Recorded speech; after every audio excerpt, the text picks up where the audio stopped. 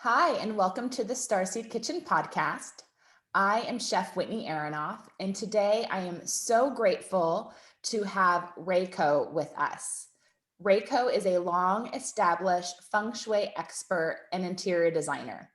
She blends ancient Chinese principles of space and placement with strong, inspired interior design to elevate homes and offices to a place of beauty, inspiration, harmony, and abundance.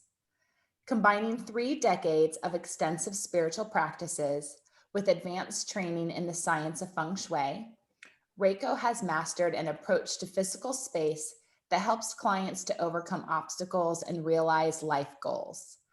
As a trained interior designer, Reiko has blended her various disciplines into a comprehensive philosophy that advocates the use of one's immediate surroundings to help manifest life dreams.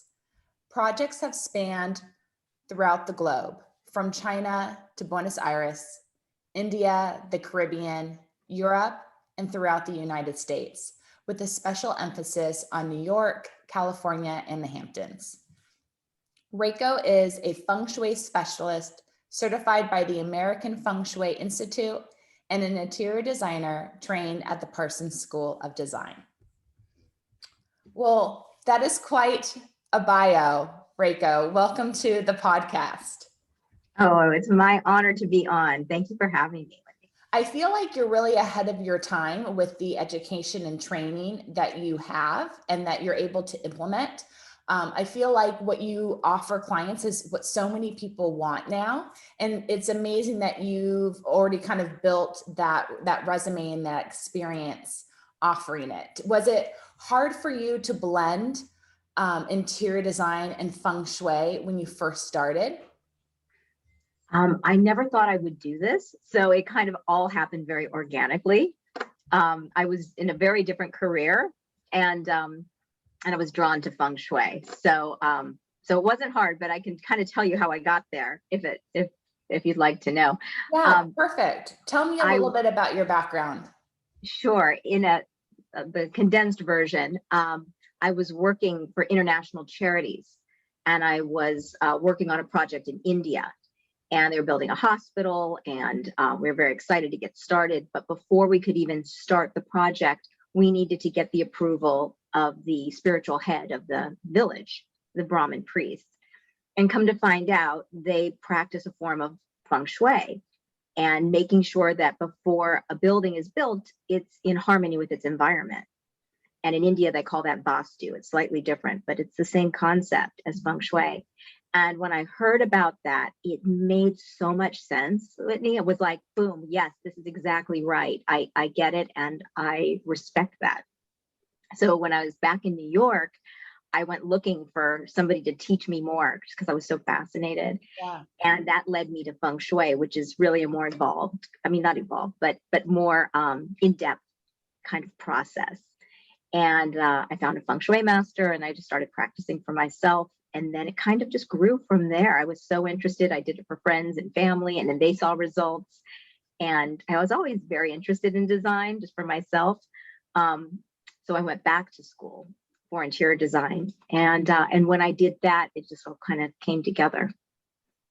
That is so neat how people get led to the path that they really, are here to maybe serve, or, a path that where the information kind of is already lying within them.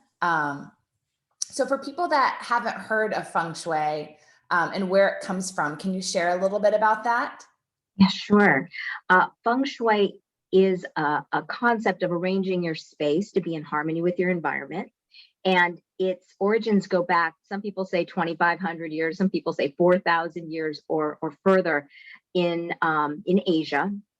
And it was these principles that farmers were using originally to figure out how to place their crops for the best harvest. Yeah. And it made a lot of sense. So they thought, well, if it's helping my crops, maybe it'll help my life. And then they started to create concepts for inside their homes. And it just evolved, and it became much more specific. And now it's actually, when you get into the deeper Feng Shui, it's based on calculations. It goes very deep, and it can be incredibly accurate. That's, I had no idea that it originated from farming. That's really Yes. interesting. Yes. And that makes sense that numerology essentially kind of comes into place. I feel like everything in this world always goes back to math and numbers. Exactly. Does astrology play a role at all? It does actually. In addition to, in a way, I've always felt Feng Shui is kind of astrology for your house. Yeah. You know, in the way that when you really get an astrology chart done, they take all of this detailed information about you and exactly when and where you were born. And Yeah. it creates this number calculation that tells you all of the planets and things. I feel like the advanced Feng Shui, not just something you get out of a book, but when you have Yeah. somebody really read your house, it's like it's like getting a whole astrology reading for the house because it goes into that much depth. Now, I've heard that there are two types of feng shui. That there's like the tchotchke feng shui, and then there's the real feng shui. Um, have you experienced kind of the same thing working in your field? I did, I have to say, and I don't want to disparage any kind of feng shui because I Yeah. think that the concept of people having an awareness of the power of their space on their lives is important, even if it's just in little ways. But when I was first starting, yes, I tried all types of feng shui. I was looking for what seemed right to me. And there was definitely one version that it felt to me like it was created more for a Western audience. It was very simplistic. You could read a book and you could start doing things. And Yeah. I think that's great to a point. But getting back to your astrology example, it's almost like reading your daily horoscope online versus getting an astrologer to give you a Yes. full reading. So that's kind of what that one is to me. And then if you want to go deeper, you can do that. So how did you find your teacher? How did you find the first person to start working with?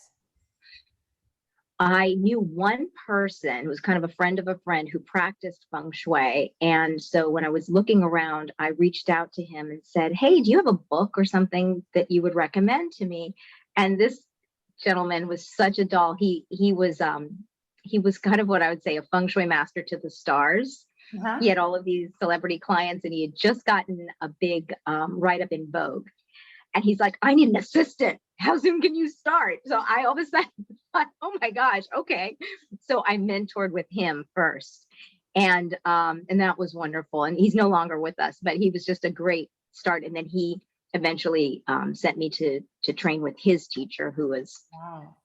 came from a whole many generations of feng shui masters. A lineage. A whole lineage, yeah. Yeah, because that's where you learn like the real magic. I feel like it's sometimes the concepts that can't be written down. It's truly that tradition of that verbal education. Right. Is that how you felt when you were apprenticing with these interior design feng shui specialists, that there was information that you were getting from them that you couldn't find in books? Yes, there was certain stuff that was very clear, and I could, if I really looked, see that certain things were in books, but there was so much more of just an understanding of how to read a space that they knew from that history. So what should people be kind of looking for in their space or sensing to consider reaching out to someone like you and getting assistance for changing the balance or energy in their house? Well, people often reach out to me when they're feeling stuck. That's often a feeling that comes up. There's like, I just can't seem to be making any forward motion on this. Or in general, there's like, I just feel lethargic here. I just feel low energy here.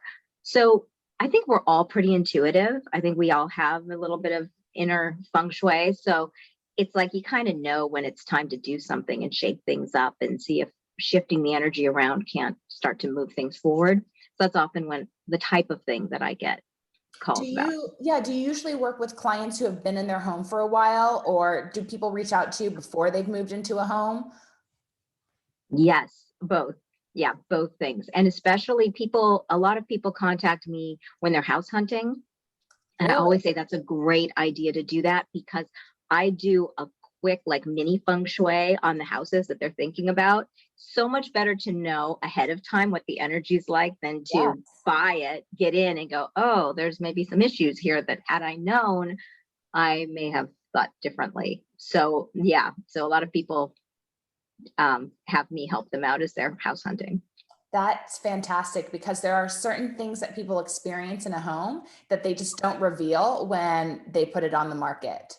And I have a friend here who grew up in a beautiful home overlooking the ocean here in Southern California. And his parents sold the house about 15 years ago, but they still track the buying and selling of the house because the house is constantly turning over. And everyone seems to be having the same issues with the house. And it seems to be something to do with the land and something deeper that's going on there. But every time I see this friend of mine, I love getting the updates on if they've heard anything new about this house, because there's clearly something going on there. And it doesn't matter who lives there. No one's getting to the root cause and is making the shift in the home that's needed in order for it to be a happy place.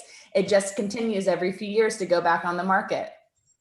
Oh, there's definitely some feng shui element in there that needs to be addressed. And you see it all the time, you know, the spot with the restaurant that never stays the same restaurant. It's constantly turning over. A lot of the time there's something in that space that, like you said, has never been addressed. It doesn't mean that the space itself is bad either. It's just if you knew what you were looking for and took the actions to shift that, it could actually clear it up. Have you worked with restaurants before? I have, yeah, quite a few. Yeah, and you see all kinds of things. Yeah. So when you go into the restaurant, are they hiring you before they've started designing the space, before it's opened? Or are they reaching out to you because it's been open for a few years and they're having problems with constantly getting customers in? Some of both. Definitely, oftentimes when they're starting to set things up, they want to bring me in to make sure that the flow's right, the seating, you know, the kitchen. Yeah. So yeah, that's definitely something I get often. And sometimes what you're saying about they're just feeling like, how do we bring more people? How do we attract more? Because I think feng shui is ultimately about attraction. You're attracting something all the time. Yeah. So if you're conscious about it and say, okay, I want to attract more business into this space, what do I need to do? And there's several things that we could do, often with the front of the space, with the lighting, with the door, maybe the door placement, or how big it is, or how it opens. Like there's a lot of small fine tuning that can be done, but the overall effect is a person sees it and says, I want to go in there. Yeah. For that attraction.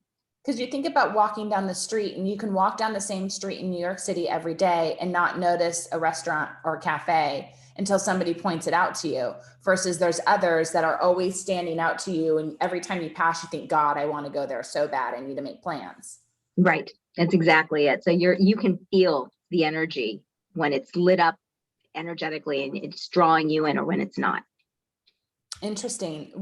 Are there certain things that you address first with the restaurant owner when they're looking to draw more people in? Well, feng shui is really on two levels. So there's the energetic that we've been talking about that gets into the numerology. It's based on the exact direction the building faces, the year it was built. It's a deeper, like it's the deeper energy of the space, which is incredibly important. And then there's the more surface feng shui. And that is what they call form school feng shui. So there's a lot of things about literally how it looks, how it feels, how much light there is, and all of that. So when I go into a space, like we're talking about a restaurant that wants to attract more energy, more business, I do both.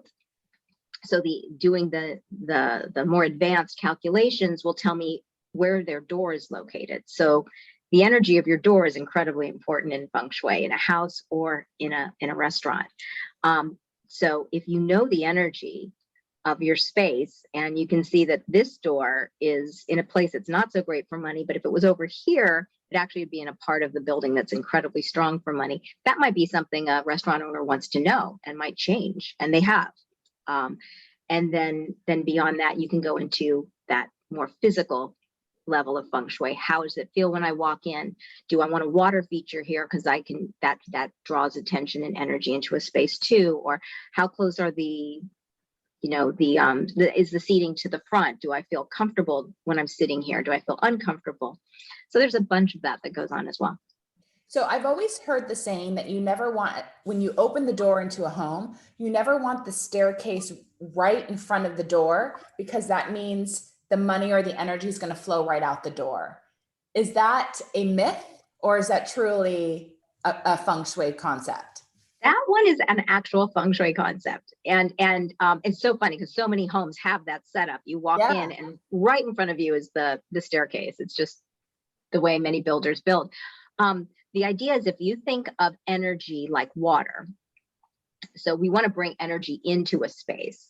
But if you think of a staircase, you can just almost see like the energy spilling down like water and just running right out. So if you have that situation, because a lot of people do, one thing you can do is, if there's space between the bottom of the stairs and your door, you can buffer it with things. Sometimes you can have like plants there towards the base of the stairs or before the door, or you can carpet the stairs or have a runner on the stairs that slows the energy.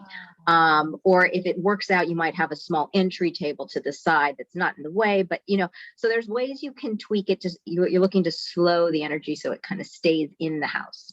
Got it. I like that. That's an easy switch. Another kind of feng shui myth I've always heard is that you should always keep your toilet seats down, because you don't want the energy, constantly finding exits in different parts of your home. That's not necessary. Is that another myth? Yeah, that one is a little bit more myth, because feng shui, like we're talking about, is so ancient. Yeah. From what I was told from my feng shui master, some of those good feng shui tips were also about good hygiene. So back in those days, they really wanted to make sure that people kept their bathroom or whatever it was, water closet at the time, hygienic. So certain things you find as you start to really get into feng shui are a little bit myths or old wives' tales or whatever you'd call them, while others are more truly energetically correct. But that one's in general, I think, always a good one. Keep your toilet seat down, keep your bathroom door closed, Yeah, it just looks a little nicer and cleaner when you have guests over. Are there any other myths that you have to squash when you start working with a new client? Well, yes. A lot of, like you were talking about the tchotchke feng shui. The tchotchkes that you might see, say, if you go to certain places, and you'll see things hanging and stuff. I'm not big on that. And part of it is those came out of well-intentioned recommendations, but they've just turned into these kind of little traditional tchotchkes over the years. So maybe they really did need to have, metal in a certain area, but they decided, well, a wind chime would be good. And now you have these little wind chimes everywhere. Not that there's anything wrong with wind chimes. There's a great time and place for it, but I don't have them inside my house, hanging. So what I try to do with interior design and feng shui is to blend good feng shui kind of more seamlessly into the interior design. So it's actually working for you, but it doesn't like stand out like, oh, this place has been feng shuied. It's just more, it looks good and it feels good. Yeah. So there isn't necessarily an awkward plug-in fountain in the middle of the room. That makes no sense. Exactly. Got it. So so let's talk about the kitchen. And there's so many different shapes and layouts of kitchens. When you walk into that space, what are the obstacles that you face when you're trying to create balance in a kitchen space? That's a really good question, because there's so much to a kitchen. You're doing so many things there. The main thing that I feel like there's never enough of in most kitchens is space. Both just space to move around, counter space. I'm sure you come up against, it's like the more the better. Yes, I agree. Everything. So some homes have that, and that's amazing, but most homes don't. And so it's about how do you create effective, comfortable space, making sure there's enough room for people to pass each other easily, making sure that the cook or the chef has their own zone. So other people aren't interfering in their process. I think that's really important too. So the location of the stove is important. And then lighting is incredibly important so that you can really see everything. Everything's well illumined. And then clutter. It's so easy to clutter the countertops, right? Between appliances and everything else you need. How do you create an open feeling space, even in a small kitchen? And I think decluttering is a key part of that too. I think decluttering is a key part too. I feel like I cook better in kitchens where there's nothing on the counter, because then it allows me to see, I can easily put out all my produce, all my ingredients, and you're able to stay so much more focused without the clutter. Yes, that's another thing for sure. Is there a room that people want you to start with first when they reach out to you, or is there a particular room which is the root of why they're reaching out to you? It's not always one space, but I would say often we end up gravitating to the bedroom because a lot of people are looking for a relationship, or they have one and they want to make it stronger. And how do we make this space work for both of us? And it's two people and they both might not have the same needs, or, there's a lot to negotiate in a bedroom. Interesting. So people reach out to you who are looking to bring more love into their life? Oh, yes. I get that a lot. Really? And it works. I will say, I think of all the things that Feng Shui is good for, it's good for romance. Really? Yeah. I've seen it so many times. So what are the changes that you are often making in a bedroom, in order to shift that energy that's going to affect their actual personal life? Well, a lot of them are very basic, but they're really important. Where is the bed located? Is it centered on a wall in such a way that, first of all, is the bed big enough for two people? Is it going to be a nice, comfortable environment? Is it centered in such a way where you would have two bedside tables and two lamps? So there's a sense of balance and there's a sense of welcoming another person into your space. Like, you don't want to have the bed pushed up against the wall, obviously. There's no room for somebody to get in. Is there anything under the bed? You don't want to bring clutter and stuck energy into your relationship. Things under the bed is a Feng Shui no-no, because you want to keep that energy moving, flowing easily. Is it an inviting space? Is it warm and welcoming, or does it feel kind of cold and uninspired? I think that in a bedroom, you want to feel almost like you're wrapped, almost like in a cocoon. At night, you want to feel cozy, and so the feeling of the space. And what else would I say? Not too bright. Definitely no mirrors. Mirrors in a bedroom are not great, although you can have one just not directly facing the bed, maybe to the side if you need one, wardrobe mirror. No, this is great. Thank goodness I have no mirrors in the bedroom. Going, yes. Yeah, it's okay if you get a lot of sunlight in your bedroom, but you want to make sure you have then blackout shades so that or curtains so that it really does get dark. And that's better for your sleep. So there's a lot of that is involved. And then of course, when we get into the advanced Feng Shui calculations, that's when I can see how strong the space is for romance as well. So if there's something we need to add. So when you get into the advanced Feng Shui, it may show that the house itself may be not so strong for romance, but there's always a remedy. And that's where Feng Shui gets into the 5 elements. It's a remedy is always one of those 5. So it's water, wood, fire, earth, or metal. So we'll find out what it needs and then how to add it there in a really nice way. And then that increases the energy for romance. Did you find learning about the 5 elements challenging, or was it easy information for you to digest? I found it very easy, actually, although there is a way to do it and a way not to do it. So I didn't realize that before I studied Feng Shui. So certain elements cancel each other out. So you want to make sure you do it in a way that is beneficial to the person living there. So we learned about the 5 elements in culinary school. And I love it, but I found it challenging. I feel like in order for me to do it, I almost have to have my little charts in front of me because there's just so much information going on. Because it all How do depends you on, use that? How do yeah. you use the 5 elements? Yeah. So it all depends on the person, the season, and their current health state, because it's all about helping them find balance in their body. So they could be experiencing too much of one element, and so you have to help bring balance in if they're experiencing too much wind or too much heat in their body. You're balancing the elements. So I feel like one of the great practitioners that helps make sense of the 5 elements in the body is Rebecca Wood. And Rebecca Wood does, her specialty is face mapping. And she has some great ebooks that help you understand face mapping with the 5 elements in the body and finding the balance. So you're not overheated or there isn't too much wind.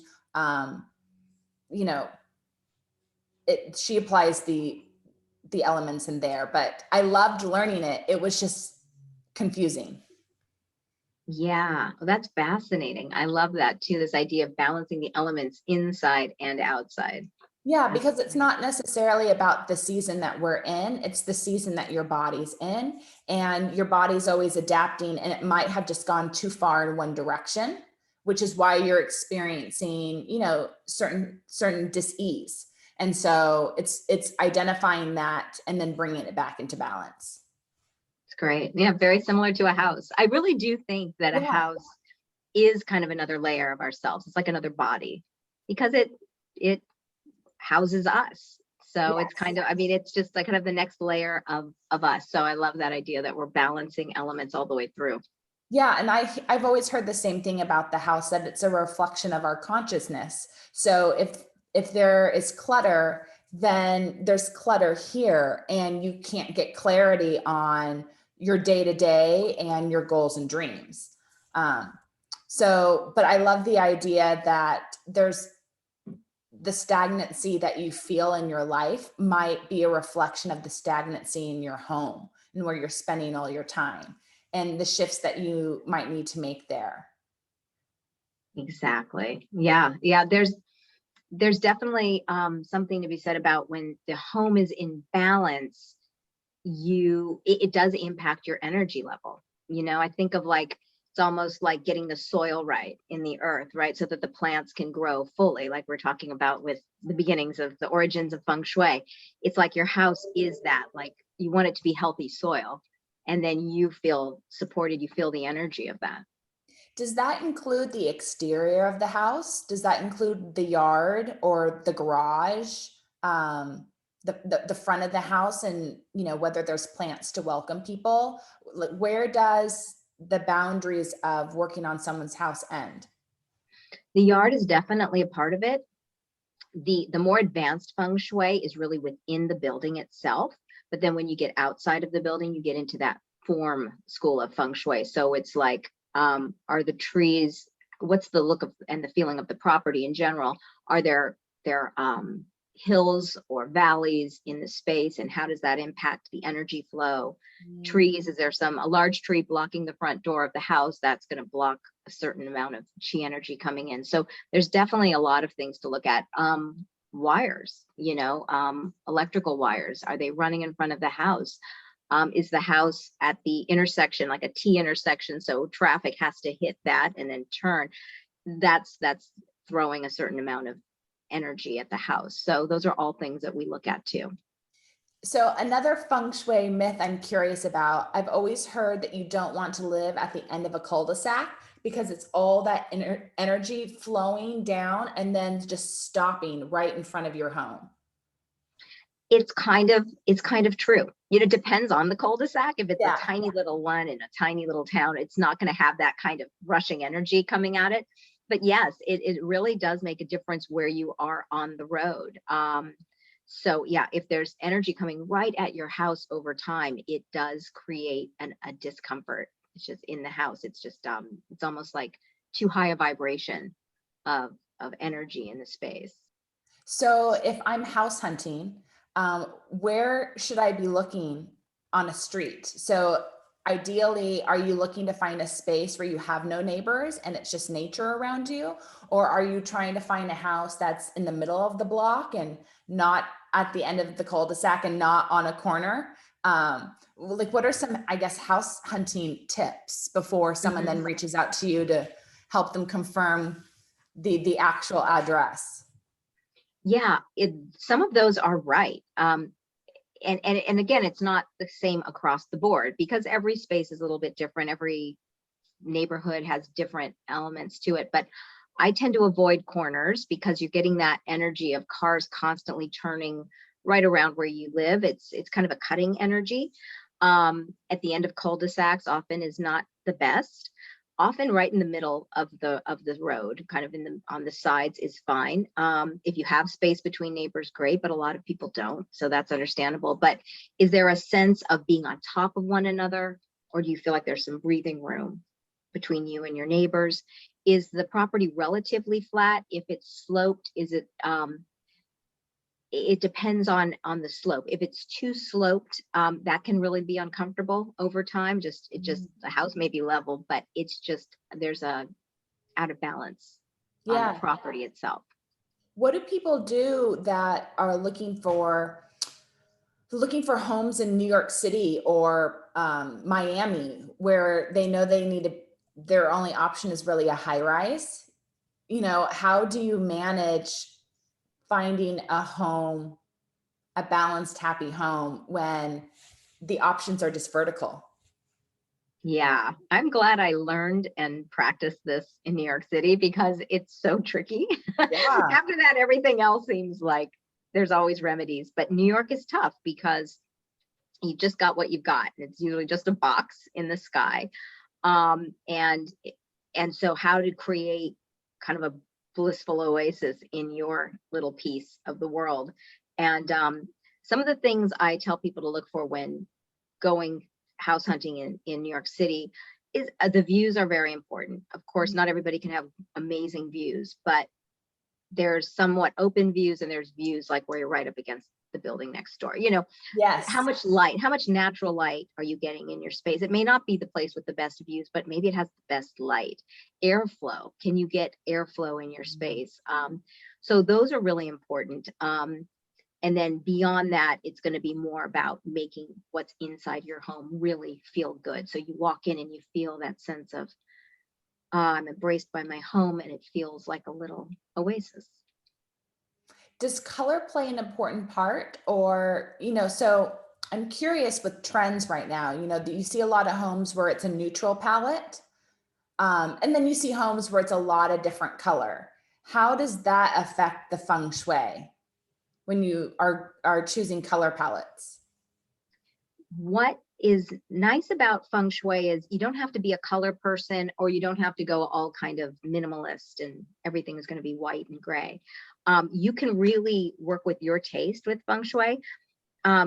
So I love color and I love pattern. So that's how I like to design. But I don't design every house like that because some people are not into it.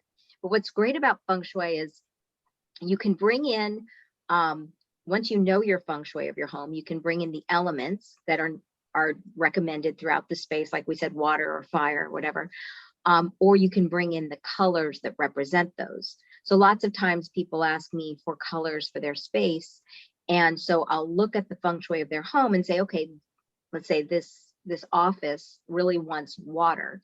You could have a little fountain on your desk, or you could think of blue tones for this room. Okay. And some people are into that because that's great. So I now know what my color theme is here. So you can do either one with feng shui. You can really get into color by basing it on those 5 elements where it's needed in the home, or you can keep it super minimal and just bring in those actual elements where they're needed. If you need stone or earth element somewhere, that might just be a beautiful crystal vase or some raw crystals in a corner, and everything else is very zen simple. That's really nice to hear, because I think sometimes when you think of feng shui, you think of having to bring in elements that stick out and don't fit in your space, but you hear you need to draw in to create balance. So it's nice to hear that there's a little more flexibility to creating that space.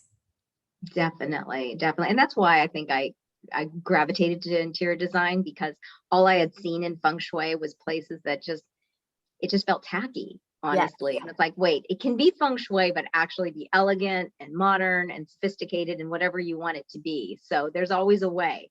And that's where I think the interior design piece is important, to help people integrate it into their lives in a way that they like. So what type of projects are you working on right now? Are you working on homes or offices or businesses? Mostly residential, mostly homes. And I'm working right now, speaking of color, I'm working on a project in London for a client who's building a new home, and well, actually she's just massively renovating a very old home. And so that's a lot of fun, color, and just getting very involved with the design on that one. That's a lot of fun. I haven't done commercial in a while, and I'm wondering a little bit if it's also about the pandemic, like just people aren't going to offices much more during COVID. It was all about, how do I create a home office here, like in my house? How do I make it work? How do I give it good energy? And yeah, everything shifted. Are you doing any projects for yourself personally? How often do you kind of turn around to your home and make changes? Constantly, which is why I like peel and stick wallpaper, because I'm already tired of this. Not that long ago, I'm like, oh, that was fun for a while. Now I want to like go modern. No, it's fun. I'm sure like you with food, you're always experimenting and trying new things, and just playing with what you do, because it's so much fun. Well, I think like for me, I find something I like and I do it a lot for a few months. And then it's like, not anymore. And I need to shift and find something new to work on. And then maybe I'll revisit that in like 2 or 3 years. Yeah. Yeah. So exactly. I gotta keep it fresh. Yeah. But I feel like that's also my challenge when I think about my home, is I think about a look that I really want, and that would be great. And then 6 months later, I'm like, no, need to go a different direction. That's too trendy. That's too this or that. So yeah. I wouldn't have been a good interior designer. Well, and also you don't have to, I think there's a lot to be said for like having basics in your life that you really like, like just a beautiful sofa that's in a neutral color, things like that you really love and they're comfortable, whatever. And then you just change up accessories. That's the easiest way to go, between lamps and rugs and pillows and artwork and things. You can always do that and create a very fresh new look, but not have to renovate your house. You do remote sessions with people, right? I do. Yeah, I do them for people all over the world. Yeah. So can you walk us through what that's like? Yeah. It's really great. And I'm so happy that I really worked hard on creating my own kind of technology to get a very accurate feng shui reading, because it goes way beyond just getting a Google Earth of somebody's house on the other side of the world.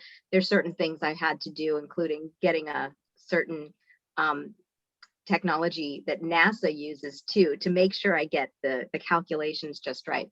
Amazing. But because I can do that, people just sign up. They can go to my website and get a log on for a session. And then I send them a questionnaire and tell them the things I need they can upload. And then we do a session. And so I have all the information I need to do my advanced feng shui. They've sent me pictures.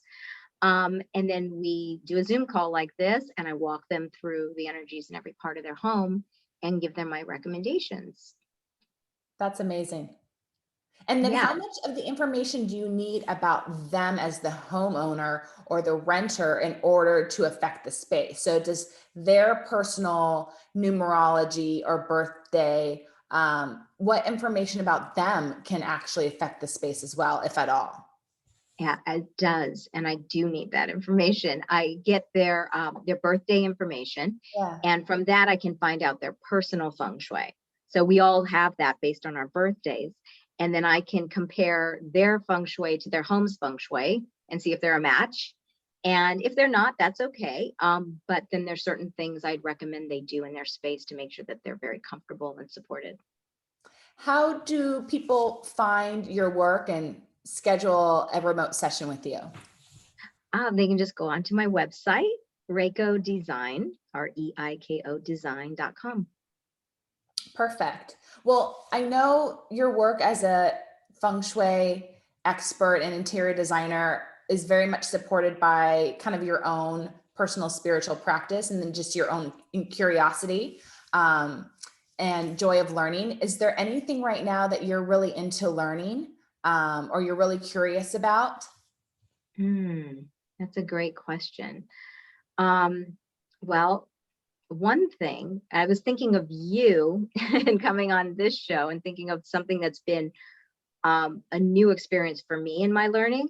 About a year ago, I stopped sugar and flour and caffeine. And when I got over the detox of that, it's like opened my eyes to a whole new level of health and energy, and it's amazing. So I'm really aware of the importance of physical wellness on another level. That's really impressive with the caffeine detox. I do that probably twice a year, and within 2 weeks, my skin looks completely different. You didn't even know that there was a shift you needed to take, and then 2 weeks later, you look in the mirror. Yeah, it's like and the it's like glow a is back. free facial, you know, you spent less money because you stopped buying coffee or making your tea, and it's really impressive. It's amazing. It's amazing. I didn't plan on doing that, but I was just like, I have to. I didn't feel good knowing that I had a problem. I couldn't not have coffee every day. And I just feel free of that, which is great. That's really impressive. Did you replace it with anything? Not really. I mean, I have certain teas that I like, herbal teas that I like. So I guess that's probably what I do when I want that warm feeling inside. Yeah, I do the same. I have the lineup of the herbal teas as I go through my phases of green tea, Americanos, and then nothing at all. So good for you for making it a solid year. That's really impressive. Appreciate that. I'm sure your body is rewarding you in many ways with lots of clarity and all sorts of good stuff. Yes. Yeah. So I love what you're up to. And I think there's such a natural connection between what we're both doing with creating balance inside and outside. Absolutely. Because you need to be able to come home at the end of your day and feel safe and comfortable. And you should be able to get re-energized in your home, not lose energy when you're home. So what you shared today, I'm really going to take to heart and figure out the spaces that I need shifted. So I can have a home that's more supportive. So thank you. You're welcome. I'm glad that you found it helpful. And thanks so much for having me on. Oh, my pleasure. So the best place for people to get in contact with you is reikodesign.com. Yes. And what I like to do when I wrap up my podcast interviews is for the guests to share maybe one thing that the listener can consider bringing into their life to improve their health and well-being. Is there one thing you think we should all consider doing to our home to uplift our space?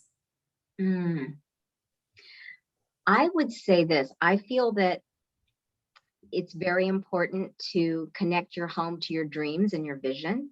Oh. So I would say, think of one thing that you want in your life. Yeah. Just think of one thing in particular that's really feeling strongly that you want in your life right now.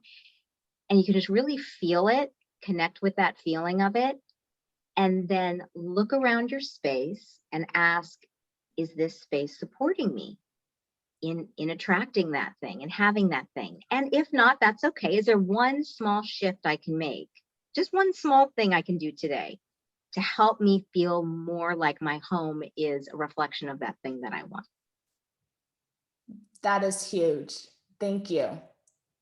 Sure. That's one of the most powerful things I've heard in a long time, is to actually stand in this space and envision what you really want it to be connected to your dreams.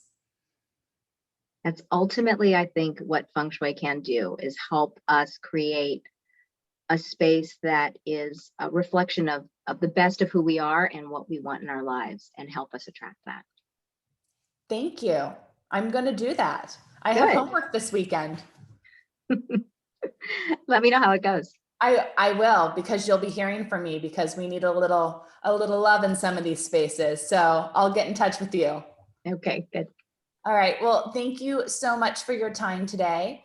And again, if you want to learn more about Reiko, please visit her website at reikodesign.com. Thank you so much, Whitney. All right. Thank you. Be well.